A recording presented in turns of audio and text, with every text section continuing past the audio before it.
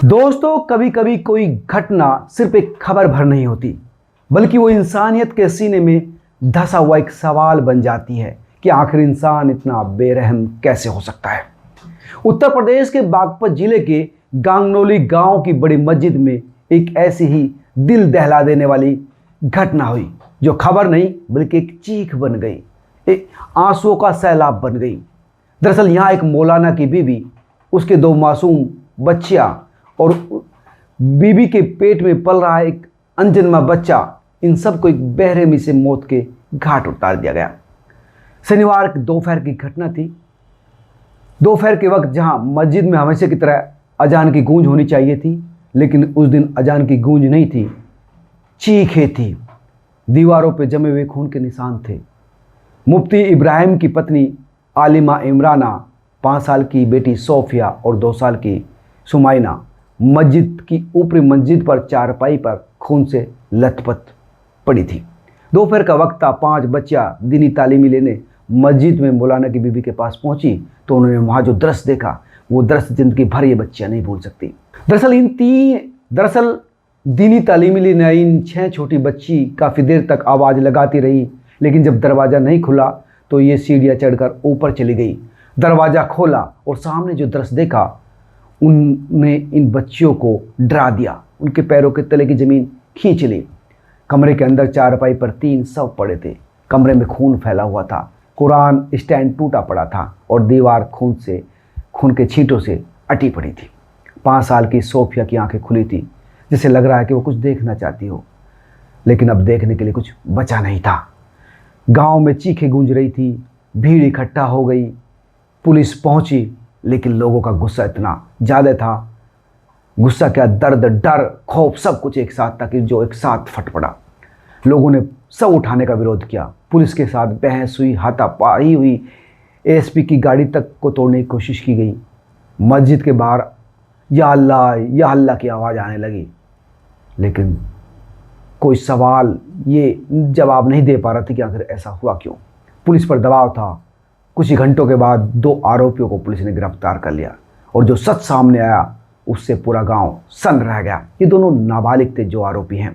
ये वही लड़के थे जो रोज़ इसी मस्जिद में आते थे कुरान पढ़ने, दीनी शिक्षा लेने, तालीम लेने, आलिम बनने।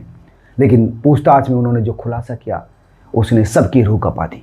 उनका कहना था कि मुफ्ती साहब हमें डांटते थे, पीटते थे, हम पर अत्याचार करते थे लगातार, इसलिए हम गुस्से में थे और इसी अत्याचार का बदला लेने के लिए उन्होंने मुफ्ती साहब की बेटी और उसकी बीवी का कत्ल कर दिया।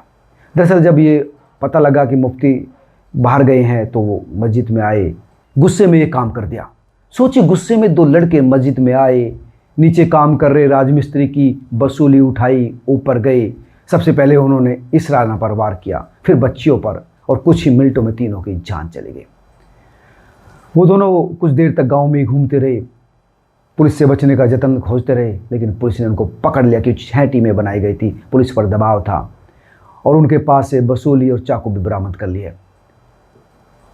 इसराना की बात करें तो लोनी की रहने वाली थी और मुफ्ती इब्राहिम भी अपनी बीवी के साथ कुछ दिनों तक लोनी में रहा। 6 साल पहले इनका निकाह हुआ था। 2 बेटी थी, 1 बच्चा और होने वाला था, क्योंकि 5 महीने की गर्भवती थी इसराना। और अब 3 साल से वो गांगनौली में बड़ी मस्जिद में आलिम था।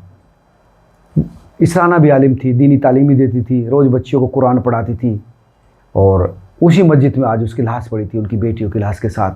गांव का हर शख्स सदमे में था। ये सिर्फ गांव की खबर नहीं, बल्कि उत्तर प्रदेश की, देश की खबर हो गई। जिसने भी सुना उसकी आंख में आंसू थे, जिसने भी वो चीख सुनी उसके होठ कांप रहे थे। दरअसल ये मौलाना साहब जो है देवबंद गए थे, जहाँ पर अफगानिस्तान के विदेश मंत्री आए थे, लेकिन जब उनको फ़ोन पर बताया गया है तो ऐसे हुआ तो वो बीच में ही आए और रोते रोते उनकी वीडियो वायरल हो गई। वो पूछ रहे थे कि मेरे साथ ही ऐसा क्यों हुआ।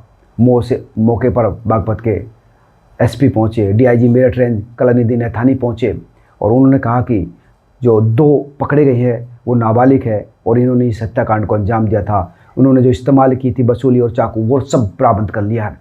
लेकिन सवाल दोस्तों इतना भर नहीं है। सवाल ये है कि ये मासूम इतनी बेरहमी से कत्ल करने के लायक थे क्या? जिनकी ज़िंदगी शुरू होनी थी उनको कैसे कत्ल कर दिया? लेकिन सवाल यहाँ पर भी है कि मौला ने ऐसा कौन सा अत्याचार कर दिया था कि 2 नाबालिग बच्चों के सर पर खून सवार हो गया और उन्होंने मौलाना के खिलाफ इतना कठोर, सख्त, निर्दयी कदम उठा दिया कि उसकी ज़िंदगी ख़त्म कर दी। इससे पहले भी बागपत से एक ऐसी घटना आई थी जहां पर मौलाना के अत्याचार के बाद एक लड़के ने एक कत्ल कर दिया था।